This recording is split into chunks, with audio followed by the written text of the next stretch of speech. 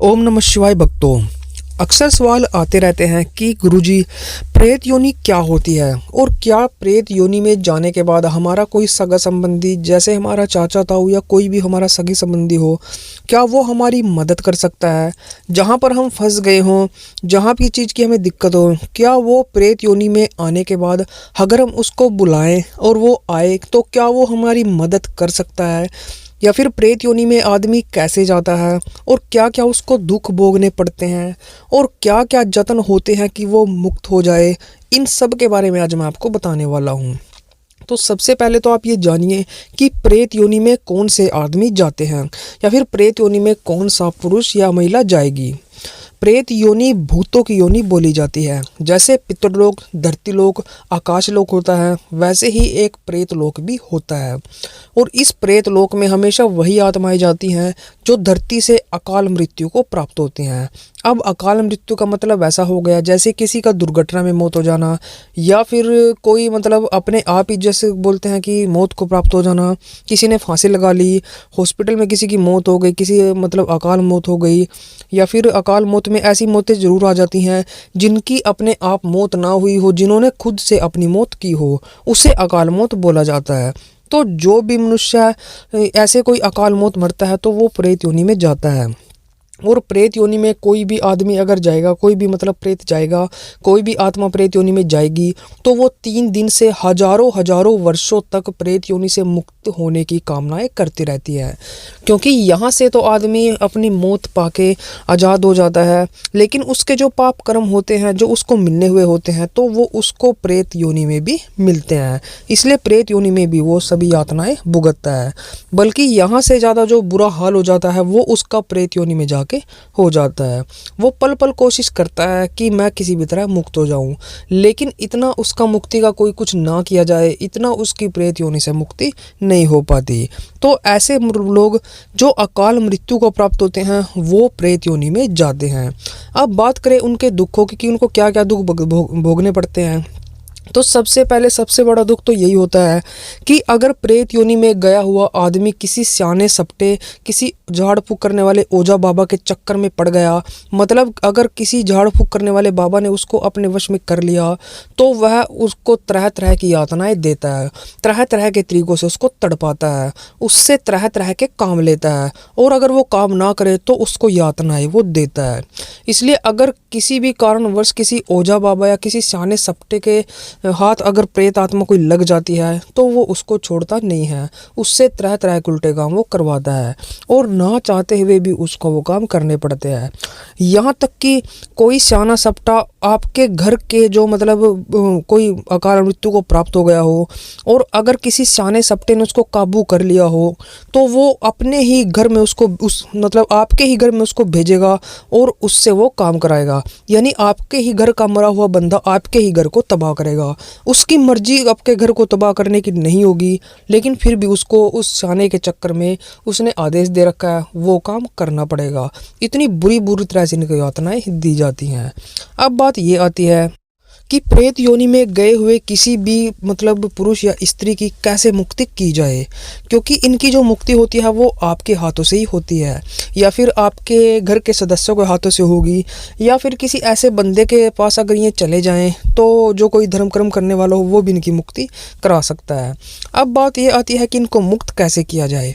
सबसे पहले तो अगर आप कोई भी हो, मतलब किसी भी घर का कोई भी प्रेत हो, अगर आप कहीं भी मंदिर में जा रहे हो या किसी भी ऐसी जगह जा रहे हो जहाँ तुलसी का पौधा हो, अगर आप उस तुलसी के पौधे को पानी दे रहे हो और वहीं आसपास में वो प्रेत आत्मा हो, और पानी देते हुए अगर उसको कोई भी एक छींटा लग जाता है तो उस प्रेत की वहीं पर मुक्ति हो जाती है। उसको और ज़्यादा कुछ करने की ज़रूरत नहीं पड़ती। सिर्फ तुलसी के पौधे को पानी देते समय अगर उसको एक हल्का सा छींटा भी लग गया, समझो उस प्रेत की मुक्ति वहीं पर हो जाती है। दूसरा, अगर ये प्रेत किसी के शरीर में घुस जाते हैं या किसी के भी मतलब आसपास रहते हैं, किसी के घर में रहते हैं, ये उसको तरह तरह से पीड़ित करते हैं। जब व्यक्ति पीड़ित हो जाता है तब वो किसी भगत के पास या किसी बाबा के पास जाता है अपने घर का इलाज कराने के लिए। तो कई तो बाबा ऐसे होते हैं, कई भगत ऐसे होते हैं जो दयालु होते हैं और जिनका मकसद लोगों की सेवा करना होता है, लोगों की मदद करना होता है।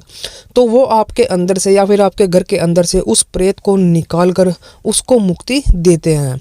लेकिन कई ऐसे होते हैं जो तेज होते हैं और जिन्होंने मतलब आपका भला नहीं देखना है, आपसे पैसे ऐंठने हैं, तो वो क्या करेंगे, वो उसको निकाल के अपने वश में कर लेंगे और कुछ दिन तक उसको अपने वश में करके रखेंगे, मतलब उसको कुछ भी काम नहीं करने देंगे। लेकिन जहाँ कुछ दिन बीत गए उसको दोबारा से आपके घर पे भेजेंगे, दोबारा से आपको वही पीड़ा देनी शुरू कर देंगे।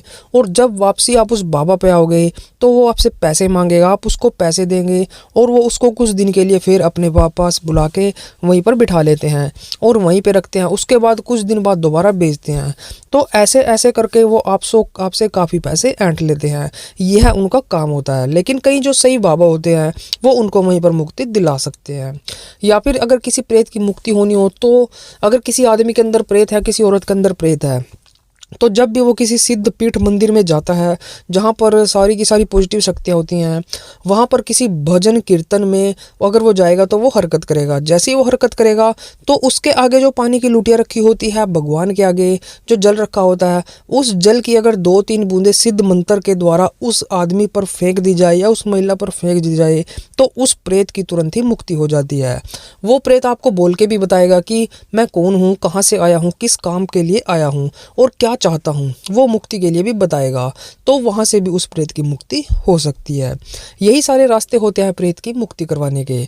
अगर आपको भी कुछ ऐसा लगे कि आपके साथ कोई गड़बड़ चल रही है, घर में कुछ अच्छा नहीं हो रहा है, नौकरी, व्यापार, रोगी सब कुछ खत्म हो चुका है, घर में बीमारियां हैं, तो एक बार ये जरूर चेक कराएं किसी पंडित जी या किसी भगत के द्वारा, किसी अच्छे भगत के द्वारा। किसी ऐसे वैसे पर विश्वास ना करें। एक बार ये जरूर चेक कराएं कि कहीं हमारे घर में कोई नेगेटिव एनर्जी तो नहीं है। अगर घर में नेगेटिव एनर्जी है तो जल्द से जल्द इस नेगेटिव एनर्जी का इलाज करा ले, क्योंकि आगे आगे जैसे जैसे टाइम बढ़ता चला जाएगा यह नेगेटिव एनर्जी काफ़ी मजबूत होती रहेगी, आराम आराम से मजबूत हो जाएगी। यह आपके खाने पीने, घूमने फिरने, यहाँ तक कि संभोग करने के हर एक चीज़ का मज़ा यह लेती है। इसलिए इसको आपसे लगाव हो जाएगा और आपसे दूर जाना इसके लिए काफ़ी ज़्यादा मुश्किल हो जाएगा। तो अगर आपको भी ऐसा कुछ लगे तो जल्द से जल्द किसी अच्छे से भगत से अपना इलाज करा ले, अपने घर को संकटों से बचा ले। जितना जल्दी आप ऐसा करोगे उतना ही आपके लिए अच्छा रहेगा। प्रेत आत्मा किसी की नहीं होती है, यह हमारी बिल्कुल भी मदद नहीं करती है, क्योंकि प्रेत आत्मा के पास सिर्फ आकाश और वायु तत्व होता है। इन 2 तत्वों को ही से ही वो बनती है। और इन 2 तत्वों को क्या पता, क्योंकि इनके अंदर कोई फीलिंग नहीं होती, कोई ऐसी क्रिया करने की इनकी वो नहीं होती कि ये मेरा मतलब बाप है या चाचा है या ताऊ है या मेरा भाई है या मेरा भतीजा है। इनके अंदर ऐसी कोई ममता भाव नहीं होती है। इसलिए ये किसी की मदद करेंगे ये तो आप भूल ही जाए। ये किसी की मदद नहीं करते, कोई अपना इनका नहीं होता। ये सिर्फ अगर इनको आपसे काम है तो काम निकलवाएंगे और आपको पीड़ित करेंगे। प्रेत का काम सिर्फ पीड़ा देना ही होता है। प्रेत कभी किसी का दोस्त, भाई, बंधु नहीं हो सकता। इसलिए आप इन चीज़ों का जरूर ध्यान रखें। और वीडियो अच्छी लगी वीडियो को लाइक कर दें और हमारे चैनल को भी से सब्सक्राइब कर दें। और भी अच्छी अच्छी वीडियोस के लिए आप हमारे साथ बने रहे। तो चलिए आज की वीडियो में बस इतना ही। मिलते हैं जल्दी हमारी एक और वीडियो के साथ। तब तक के लिए ओम नमः शिवाय, ओम नमः शिवाय, ओम नमः शिवाय।